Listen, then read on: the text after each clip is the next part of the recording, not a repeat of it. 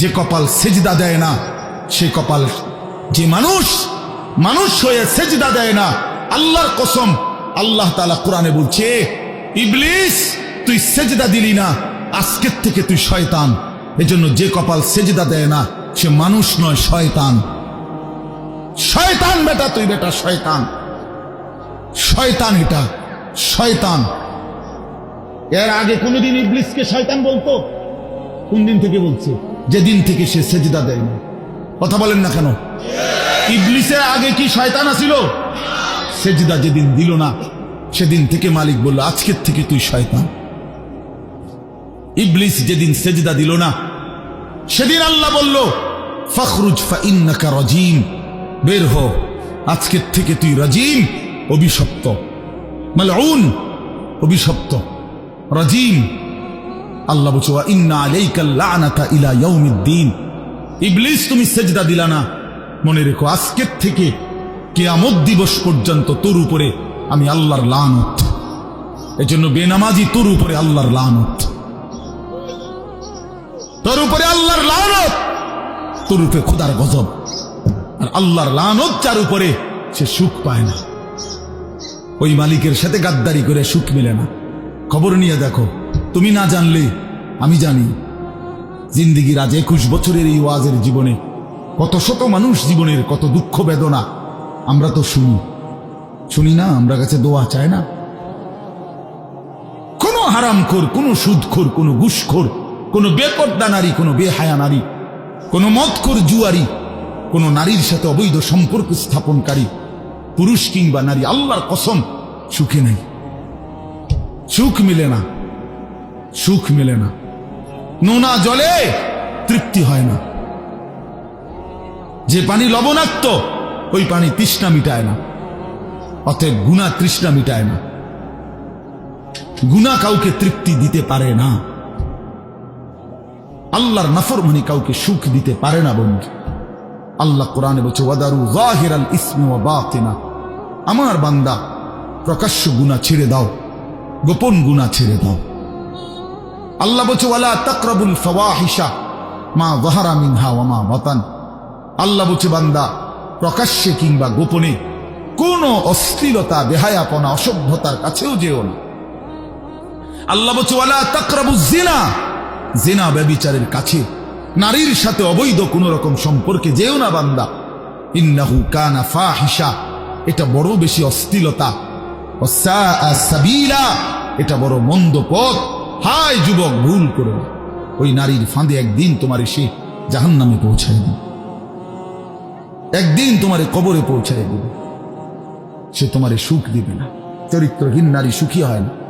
যার নিজের সুখ নাই, তে তোমারে কি সুখ দিবে? সুখ দিবে কিভাবে? সিনেমার নর্তকী সুখ দিবে কিভাবে? সে নিজে তো সুখে নেই, সে তো সুখে নেই। এই জন্য এটা জরুরি। বাবা, হায়াতের 60 বছরেও যারা গুনাহ ছাড়তে পারেন নাই, মনে রাখেন বাপ, এই কবর দেখা যায়, কবর দেখা যায়। চলেন এবার তরজমাটা শোনেন, তাইলেই আমার কথা শেষ। একটু দেখেন কোরআনুল কারীমের 30 নম্বর পারা, 102 নম্বর সূরা। সূরাটার নাম আত-তাকাসুর। ছোট্ট একটা সূরা, 8টা আয়াত আমি তেলাওয়াত করছি। এই ছোট্ট সূরাটার তরজমা বলেই আমি আমার কথা শেষ করে ফেলব ইনশাআল্লাহ। আল্লাহ তাআলা আমাদেরকে তৌফিক দান করুন। এই সূরাটার একটা ছোট্ট প্রেক্ষাপট আছে, কেন নাজিল হলো। এটারে আরবিতে শানে নুজুল বলে। অর্থ হলো, শানে নুজুল হলো কেন নাজিল হলো সূরাটা। রাসূলুল্লাহ সাল্লাল্লাহু আলাইহি ওয়াসাল্লামের জামানায় মক্কায় কুরাইশ বংশের লোকেরা, নবীজির বংশের নাম হলো কুরাইশ বংশ নাকি? এই কুরাইশ বংশের মধ্যে আবার ছোট ছোট গোত্র ছিল। এই ছোট গোত্র, মনে করেন আমার দাদা তো প্রথম, ধরে নিলাম আমগোই বাড়ি, মনে করেন আমার দাদা ছিল প্রথম, দাদা বাড়িটা বানছে, কথার কথা। তো এখন আমার দাদার 4 ফুট, মানে আমার বাপ চাচারা 4 জন। তো আগে তো দাদার সাথে বাপ চাচারা 4 জন একসাথেই ছিল। তো দাদা মরে গেল, এখন বাপ চাচাদেরও সংসার বড় হয়ে গেল, ফলে এখন সবাই আবার আলগা আলগা আরো জাগা জমি কিন্না ডাইনে বামে গদ্দুয়ার করছে, আরো বাড়িঘর বাড়ছে। এখন চাচার বাড়িও আলাদা নামে পরিচয়, জেডার বাড়িও আলাদা নামে পরিচয়, আমগো বাড়িটাও কি আলগা নামে পরিচয়, এমন আছে না? এই আর কি। তো প্রথমত তো বড় বংশটা পুরাটার নাম হলো কুরাইশ, কিন্তু এরপরে আবার এর অধীনে ধীরে ধীরে ছোট ছোট আরো গোত্র ছিল, আরো বংশ ছিল। এই যে ছোট বংশ যেগুলো ছিল, এরা প্রতিনিয়ত এদের একটা বদভ্যাস ছিল যে এরা নিজেদের মধ্যে অবসর পাইলেই নিজেদের ক্ষমতা, প্রভাব, প্রতিপত্তি, অর্থ, সম্পদ, স্ত্রী, পরিজন, সন্তানাদি, বংশধর, কার কদ্দুর কত বেশি দুনিয়া, এই নিয়ে নিজেদের মধ্যে বড়াই করত, প্রতিযোগিতা করত, তর্কাতর্কি করত আর কি। হ্যাঁ, নিজেদের মধ্যে বিতর্ক করত। আমার চাচা এই, আমার জেডা এই, আমার মামা এই, আমগো বাড়িতে এত আছে, টাকা এত, বাড়ি এত, জায়গা এত, জমি এত, তোরার কিতাবেটা, এগুলো আমাদের মধ্যে হয় না এমন? এর ওরা প্রচন্ড ভাবে এইটা নিয়ে বিতর্ক করত। অর্থ, সম্পদ এবং ক্ষমতা, প্রভাব, প্রতিপত্তি এবং বংশধর নিয়ে নিজেদের মধ্যে গর্ব এবং অহংকার করত, প্রতিযোগিতা করত, কার কত বেশি দুনিয়া দুনিয়া। তো এটা তাদের একটা অভ্যাস ছিল। এর মধ্যে দুইটা গোত্র, বনু আব্দে মানাফ এবং বনু সাহাম, ওই কোরাইশের শাখা, এই দুইটা গোত্রের নাম। একদিন তারা এই দুই গোত্র প্রচন্ড তর্কে লাগছে, কার বংশ বড়, কার সম্পদ বেশি, কার ক্ষমতা বেশি, কইতেছে এরা একবার কয়, এরা একবার কয়। এই বলতে বলতে যার জের বড়ত্ব, দুনিয়ার অহংকার, দুনিয়া বাড়ানোর এই নেশা বুঝাইতে বুঝাইতে এক পর্যায়ে ওই বনু সাহাম একটা গোত্র, তারা বনু আব্দে মানাফ এই পরিমাণ বলছে যে তারা হিসাব করছে যে আমগো কইমা যাইতে আছে, মানে এরা হাইরা যাবে হিসাবে, এরার থেকে মানে হিসাব দিতে গিয়া আর মিলাইতে পারতেছে না, এগো বাইরে গেছে। এই তখন এরা এই বনু সাহাম এই গোত্র কইল কি, অগরে এ দিগাও, কই কবরস্থানে আসো। কোথায়? কবরস্থানে আসো, আসো কবরস্থানে। কবরস্থানে কি? আসো না। তা আইসা এবার কবরস্থানের সামনে আইসা তাগো ওই মুর্দা যারা কবরে তাগো বংশের এবার এই হ্যাগো হিসাব দেয়া আইতেছে। এই বেটা আমার চাচা মরলে কি হয়েছে, চাচা কি আসিল তুই জানোস বেটা? আমার দাদা মরলে কি হয়েছে বেটা? হ্যাঁ, আমার দাদার ভয়ে দাদা নিজে কাঁদতো বেটা। তার মানে এবার অহংকার করতে করতে, দুনিয়ার বড়াই বুঝাইতে বুঝাইতে, জীবিত দিয়ে আর হিসাব না মিলাইতে পাইরা কই গিয়া পড়ছে? কবরস্থানে গিয়া পড়ছে।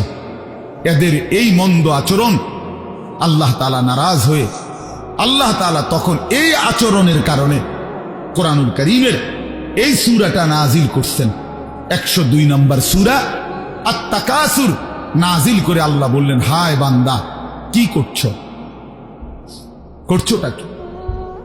এইনি কাজ ছিল, এইনি কথা ছিল তোমাদের। দুনিয়া বাড়ানোর নেশা, দুনিয়ার প্রতিযোগিতা, সম্পদ, বংশধর, এই গর্ব, এই বড়াই, এই হিসাব তোমাদেরকে ডুবাইয়া দিল, আখিরাত তো ভুলাইয়া দিল। এই তখন আল্লাহ তাআলা বলেন, কি বলেন শুনেন, আলহাকুমুত তাকাসুর। আলহাকুম এই শব্দের দুইটা অর্থ, শাগালাকুম ও আনসাকুম। আল্লাহ তাআলা বলেন, হায় আলহাকুম তোমাদেরকে ব্যস্ত করে ফেললো দুনিয়া, আর আনসাকুম আল আখিরাহ তোমাদেরকে আখিরাত ভুলাইয়া দিল। তোমরা কবর ভুলে গেলা, হাসর ভুলে গেলা, পরকালের হিসাব ভুলে গেলা, আখিরাত ভুলে গেলা, আর দুনিয়ার মধ্যে ডুবে গেলা। কি কারণে ডুবলা, কি কারণে আখিরাত ভুললা?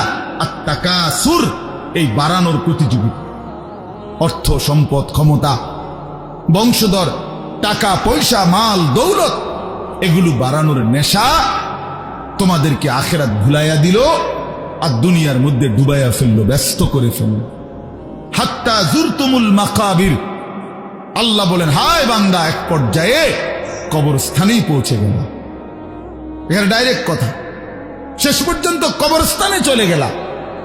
অহংকার করতে করতে, বড়াই করতে করতে, দুনিয়া সাজাইতে সাজাইতে, দুনিয়া মিলাইতে মিলাইতে। এ কথার দুই অর্থ। এবার এক হলো সরাসরি ওদেরকে বলছে কাজটা তোমরা ভালো করলা না, আরেকটা হলো আমাদের সবাইকে বলছে আমার বান্দারা তোমরা যারা এই পরিমাণ দুনিয়া নিয়ে ব্যস্ত হইলা, দুনিয়া সাজাইতে লাগলা, যে এক পর্যায়ে এই দুনিয়া সাজাইতে সাজাইতেই হাত্তা জুরতুমুল মাকাবির, কবরে পৌঁছে গেলা, একদিন মরে গেলা, অথচ আখিরাতের কোনো পুঁজি নাই, কবরের কোনো সামান নাই। কামটা কি করল? কামটা কি করল? কাজটা কি করলা বান্দা?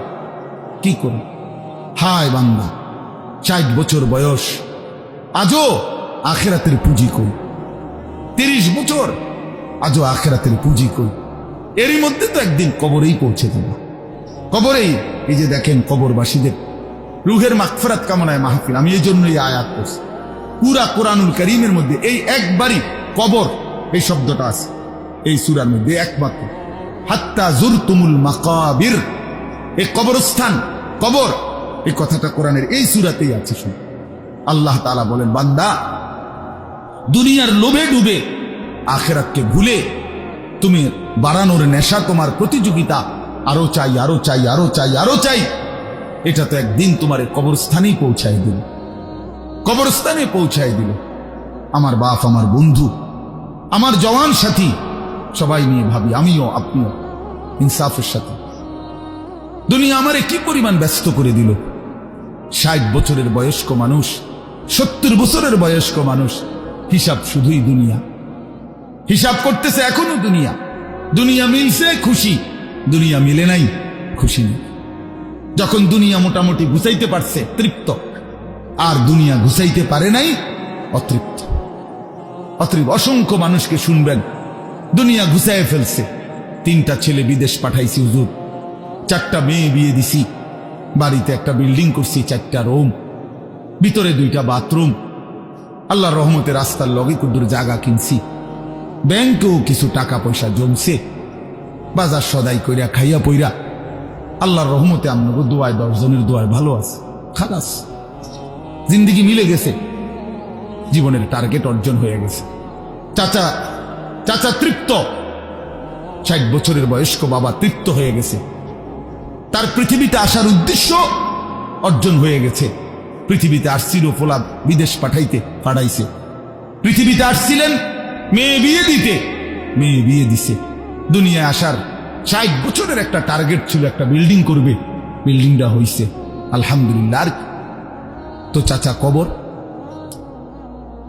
হাসরের ময়দান, ফুলসেরাত, মিজান, আমল নামা, জান্নাত জাহান্নাম, এগুলো কার জন্য?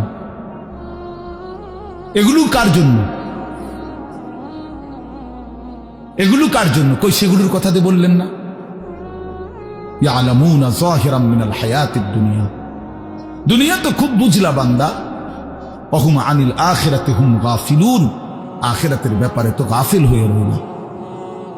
যুবক ছেলে, তোমাদের হালাত কি? তোমরা মনে করছো তোমাদের লজ্জাস্থানের যৌনতার একটা শাহওয়াত আছে, চাহিদা আছে।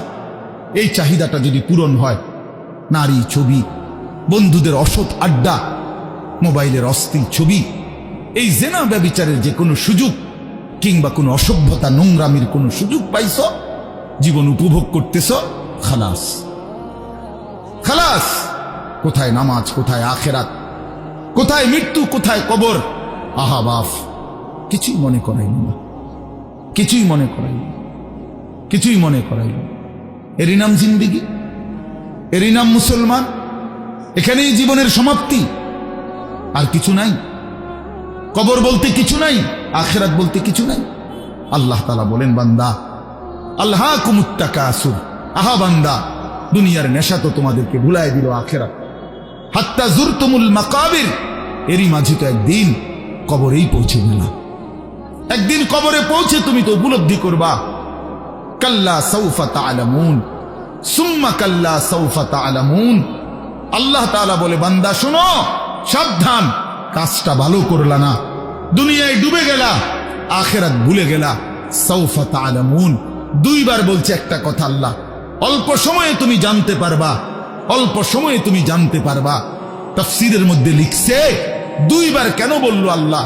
আল্লাহ বলেন, হে নাফরমান বান্দা, তোমারে আমি একবার কবরে আযাব দিয়া বুঝাবো তোমার এই নাফরমানির পরিণতি কি, আরেকবার হাসরে নিয়া জাহান্নামের আযাব দিয়া বুঝাবো তোমার এই নাফরমানির পরিণতি কি।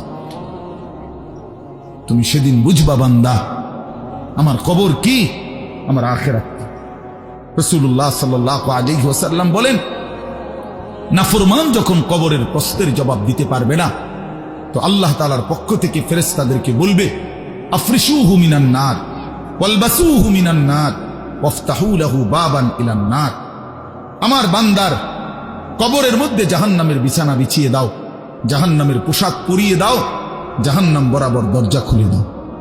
ফেরেশতারা এই তিনটা কাজ করে এই ফেরেশতারা সরে যাবে। আল্লাহর নবী সাল্লাল্লাহু আলাইহি সাল্লাম বলেন, কবর তখন তাকে একটা চাপ দিবে, এই চাপে এই ব্যক্তি ডান পাশের মাটি বাম দিকে, বাম দিকের মাটি ডান দিকে, এইভাবে আইসা চাপ মারবে। আল্লাহ রসুল বলে, ডান পাশের হাড্ডি পাঁজরের এই সাটনার হাড্ডি ভাঙ্গা বাম দিকে ঢুকে যাবে, বাম দিকের গুলো ডান দিকে। উদাহরণ দিয়ে বুঝাইছে নবী, হাত্তা তাখতালিফা আদলাউহু, এইভাবে দুই আঙ্গুল যেমন একটা আরেকটার মধ্যে ঢুকে যায়, হাড্ডি পাঁজরের গুলো এইভাবে একটা আরেকটার সাথে ঢুকে যায়। আল্লাহ নবী সাল্লাল্লাহু আলাইহি সাল্লাম বলেন, ওয়া ইউকাইয়াদু লাহু মালাকুন আবকামু ওয়া আসাম্মু ওয়া আ'মা। তার কবরে এরপরে নাফরমানের কবরে একজন ফেরেশতা পাঠানো হবে। এই ফেরেশতা তিনটা গুণ, এই ফেরেশতা বোবা, এই ফেরেশতা বধির, এই ফেরেশতা অন্ধ। সে কথাও বলতে জানে না, কানেও শুনে না, চোখেও দেখে না। আল্লাহ রসুল বলেন, ফায়ুদরাবু লাহু বিমিতরাকাতিম মিন হাদিদ। এই ফেরেশতা তখন তাকে লোহার গুর্জ, লোহার হাতুড়ি দিয়ে নাফরমানের বরবাতান বাইনা উযুনাইহি, দুই কান বরাবর মাঝখানে আঘাত করবে।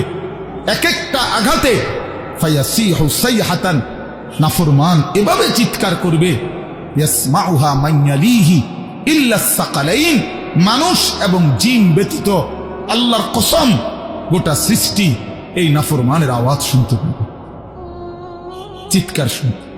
দোস্ত আমার, বন্ধু আমার, ছেলেরা আমার, জিন্দেগি বড় বেশি রঙিন মনে করছো তুমি। 18,000 টাকার একটা মোবাইলের কাছে হেরে গেলাম মুসলমানের ছেলে। মাত্র 20,000 টাকা দামের একটা মোবাইলের কাছে এত সুন্দর জীবন শেষ করে দিল। ভুল করে না, ভুল। অল্প টাকায় বেচা গেলা, অল্প কয়টা টাকায় হেরে গেলা। বেঈমান তোমারে হারায় দিল। ইহুদি, খ্রিস্টান, নাস্তিক, মুরতাদ একটা নারীর উলঙ্গ ছবি অথবা অর্ধ উলঙ্গ ছবি দিয়া, যারে তুমি ধরতেও পারো না, ছুঁইতেও পারো না, শুধু ছবি দেখাইয়ে তোমারে শেষ করে দিল। তোমার দুনিয়াও নষ্ট করে দিল, আখিরাতও নষ্ট করে দিল। হায় হায়, এর চাইতে বড় ব্যর্থতা আর কিছু হইতে পারে। আমার কথা মনে রাখো বাপ আমার, প্রিয় বন্ধু আমার, সন্তানরা আমার, ছেলেরা আমার, ভাই আমার, যুবক, আমি যদি আর কোনোদিন বলতে নাও পারি, এই একবারই বলবো, এতটা সুন্দর জীবন নষ্ট করে দিও না ভাই, এতটা সুন্দর জীবন নষ্ট করে দিও না ভাই। মেহেরবানি করে বরবাদ হইও না, চরিত্রহীন হইও না। কোরআনুল কারীমের মধ্যে আছে, আল্লাহ তাআলা বলেন, নারীর সাথে অবৈধ সম্পর্ক স্থাপনকারী ব্যভিচারী, এই জিনাখোর, আল্লাহর কসম আল্লাহ বলছে, ইউদাআফ লাহুল আযাবু ইয়াউমাল কিয়ামা। ব্যভিচারী, জিনাকারী, জিনাকারী, ব্যভিচারী। মনে রাখবা ছেলেরা, নারীর সাথে কেউ যদি কথা বলে, সেও চোখের জিনা করে। নারীকে যদি কেউ হাত দিয়ে ধরে স্পর্শ করে, সে হাতের জিনা। কথা বললে জবানের জিনা, কানে শুনলে তার কথা ভিন নারীর আওয়াজ অথবা তার ভালোবাসার বিশ্রী কথাবার্তা, অবৈধ কথা, তো এটা কানের জিনা। তার সাথে পায়ে হেঁটে এগিয়ে গেলে পায়ের জেনা, অন্তর দিয়ে কল্পনা করলে নারীকে নিয়ে অন্তরের জেনা, আর লজ্জাস্থান দিয়ে জেনা করলে সেটাও জেনা। আল্লাহর কসম, নবী বলছে সবটাই জেনা। চোখেরটাও জেনা, হাতেরটাও জেনা, পায়েরটাও জেনা, দিলেরটাও জিনা, মুখেরটাও জিনা, শব্দটাও, আবার লজ্জাস্থানেরটাও জিনা। অতএব যে কোনো স্বামী স্ত্রীর সম্পর্ক ব্যতীত ভিন নারী, ছবি হোক বাস্তবে হোক, নারীর সাথে যার সম্পর্ক, আল্লাহর কসম, রব্বে কাবার কসম, সে ব্যভিচারী, লম্পট, দুশ্চরিত্র, জেনাকার। আর আল্লাহ বলছে আমি তোরে ডবল ডবল ইউদাফ অর্থ ডবল রিডবল শাস্তি দেব কিয়ামতের দিন। ওয়াখলুদ ফীহি মুহানা, এবং আল্লাহ বলে তারে বেইজ্জতি কইরা, লাঞ্ছিত কইরা চিরস্থায়ী জাহান্নামে ফেলে দেব। দোস্ত আমার, মনে রাখো বাপ, আমি খোলামেলা বললাম, আমি পরিষ্কার বললাম। হাজারো ছেলে তোমাদের চেহারা দেখে বোঝা যায় ভাইয়া, এইখানেও তোমরা অনেক ছেলে চেহারা দেখলে বোঝা যায় আজকের সারা দিনে এক ওয়াক্ত নামাজ পড়ো নাই। কেমনে এত বড় পাষাণ হইলা? আল্লাহকে এভাবে কেমনে ভুলে গেলা? কেমনে ভুলে গেলা? কেমনে ভুলে গেলা? কোরআন শরীফের আমি দুইটা কথা বলি। একটা কোরআন শরীফের আয়াত আছে, আমার বাপ আপনাদেরকেও শুনাই, আপনারা আপনাদের ছেলেদেরকে বইলেন। প্রয়োজনে ছেলেটাকে হাতে ধরে একটাবার চোখের পানি ফেলেন, মেয়েটারে হাতে ধরে চোখের পানি ফেলেন। আল্লাহ কোরআনে বলছে ফাবি আইয়ি হাদিসিন বাদাহু ইউমিনুন, 29 নম্বর পারায় সূরা মুরসালাতের মধ্যে এই আয়াতটা আছে। আল্লাহ বলে বান্দা, এই 30 পারা কোরআন আমি নাজিল করেছি, আমার সর্বশ্রেষ্ঠ কথা এগুলো। 23 বছরে আমি আমার রাসূলের কাছে এগুলো নাজিল করেছি তোমাদের জন্য। এক একটা কথা বান্দা কোরআনুল কারীমের মধ্যে আমি বারবার বলছি, আকিমুসসালাহ আকিমুসসালাহ আকিমুসসালাহ, 80 বারের চাইতে বেশি বলছি। ইয়া আইয়ুহাল্লাযীনা আমানু, হে ঈমানদারগণ, হে ঈমানদারগণ, 89 বার, 8 9 89 বার আল্লাহ এই শব্দ দিয়ে আমাদেরকে ডেকেছেন। হে ঈমানদারগণ, হে ঈমানদারগণ, হে ঈমানদারগণ, 89 বার ডাকছে। 80 বারের চাইতে বেশি নামাজের কথা আল্লাহ বলছে। ইত্তাকুল্লাহ ইত্তাকুল্লাহ ইত্তাকুল্লাহ ইত্তাকুল্লাহ, আল্লাহকে ভয় করো, আল্লাহকে ভয় করো, আল্লাহকে ভয় করো। ওয়াইলুন ইয়াউমাইদিল লিল মুকাদ্দিবিন, সূরা মুরসালাতের একটা সূরাতে 10 বার, এক সূরার 50টা আয়াতের মধ্যে 10 আয়াতে এক কথা আল্লাহ 10 বার বলছে যে বান্দা তোমরা যারা নাফরমান মিথ্যাবাদী, সেদিন আখিরাতে তোমাদের জন্য জাহান্নাম জাহান্নাম জাহান্নাম জাহান্নাম জাহান্নাম 10 বার বলছে। তো আল্লাহ বলতে চাচ্ছে বান্দা, এতবার বললাম, এতভাবে বললাম, এত বড় শ্রেষ্ঠ কোরআন নাজিল করলাম, তুমি বান্দা এবার আমারে বলো যে বান্দা আমি আর কতবার বললে, আর কেমনে বললে, আর কোন কিতাব নাজিল করিলে এক একটা কথা আর কতবার বললে তুমি আমারে মানতা? তুমি বলো, বলো মুসলমানের সন্তান, আর কতবার বললে তুমি নামাজ পড়তা? এই কথা যখন তোমার সামনে হাসরের ময়দানে ভাবে আল্লাহ জিজ্ঞেস করবে যে আর কতবার বললে বান্দা তুমি আমারে সেজদা করতা, কি জবাব দিবা বাপ? আর কতবার বললে তুমি সুদ ছাড়তা? 30 বছর মুসলমান সুদ খায়, 30 বছর টানা মুসলমান মিথ্যা বলে, 30 বছর মুসলমান প্রতিদিন ওজনে কম দেয়, এটা মুসলমান? 30 বছর ধরে মুসলমানের ঘরে প্রতিদিন রঙিন টেলিভিশনে নাচ গান নর্তকীর ছবি চলে, প্রতিদিন টেলিভিশন চলবে, এটা জিন্দেগি? এটাই জীবন?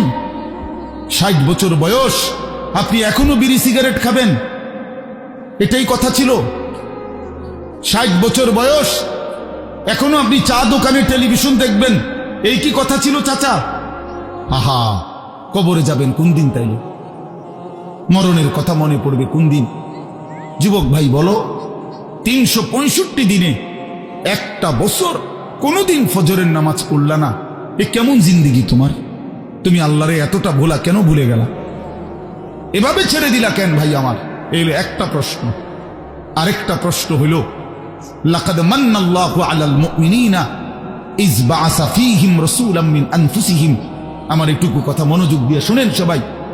নবী সাল্লাল্লাহু আলাইহি সাল্লামের ব্যাপারে আল্লাহ বলছে, বান্দা, হে আমার ইমানদার বান্দা, এই পৃথিবীর সমস্ত নিয়ামত আমি দিয়েছি সবার জন্য। আসমান জমিন চন্দ্র সূর্য আলো বাতাস, রোদ বৃষ্টি, হাসি কান্না, আনন্দ বেদনা, স্ত্রী সন্তান, গাছ ফল ফুল, ক্ষেত ফসল, টাকা পয়সা, জায়গা জমি, এগুলো তো আমি সবাইকে দিছি। কিন্তু তোমরা ইমানদারগণ শুনো, আমি মহান আল্লাহ রব্বুল আলামিন তোমাদের জন্য একজন আলাদা আমার সর্বশ্রেষ্ঠ রসুল, কলিজার টুকরা, আমার সবচেয়ে প্রিয় মাহবুব, আমার বন্ধু, আমার আখিরি রসুল নবী মুহাম্মদুর রাসূলুল্লাহ সাল্লাল্লাহু আলাইহি সাল্লাম, তাকে আমি তোমাদের জন্য দিয়েছি। এটা আমার সর্বশ্রেষ্ঠ নিয়ামত। বলেন আলহামদুলিল্লাহ, বলেন আলহামদুলিল্লাহ। তো আল্লাহ নবী সাল্লাল্লাহু আলাইহি সাল্লাম, আপনাদের কাছে এই কথাটা বলি, যুবক ভাই তোমাদের কাছেও বলি, হাসরের ময়দানে মনে রাখো ভাইয়া, নবী সাল্লাল্লাহু আলাইহি সাল্লাম উম্মতের আমলনামা দেখবে, উম্মতের আমলনামা দেখবে নবী।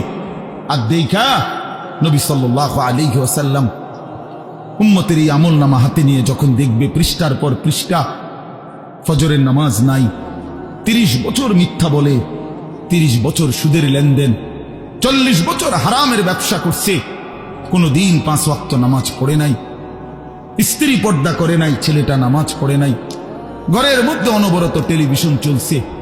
প্রিয় ভাই আমার, বাপ আমার, আল্লাহ নবী সাল্লাল্লাহু আলাইহি সাল্লাম সেদিন চোখের পানি ফেলবে আর বলবে, উম্মত এটা কি আমলনামা নিয়ে আসছে? উম্মত তুমি আমার এত বড় বেইজ্জতি কেমনে করলা? আমি 23টা বছর তোমাদের জন্য কেঁদেছিলাম, সারা রাত এশার নামাজের পরে নবী দাঁড়াইছে কানতে কানতে, ফজরের আজান পর্যন্ত নবী উম্মতের জন্য দোয়া করছে আর চোখের পানি ফেলছে। তায়েফের পাথরের আঘাতে পিঠটা ছিদ্র করে ফেলছি, ক্ষুধার কষ্টে পেটে পাথর বেঁধেছিলাম,